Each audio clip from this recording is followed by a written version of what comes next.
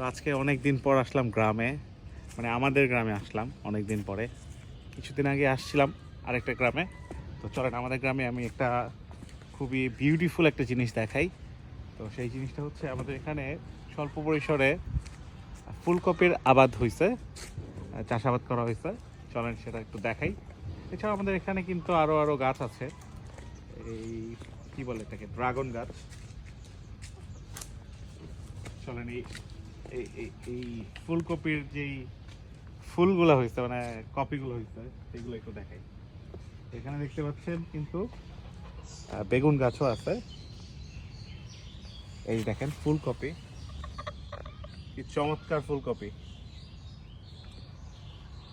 শীতের দিনে কিন্তু ফুলকপির খুব একটা ডিমান্ড থাকে, বাট প্রচুর যোগান হওয়াতে চাহিদাটা কমে যায়। কিন্তু দেখেন মাশাল্লাহ, মানে কত সুন্দর হয়েছে মাশাল্লাহ। দেখেন একদম ধবধবা, মাশাল্লাহ মাশাল্লাহ মাশাল্লাহ।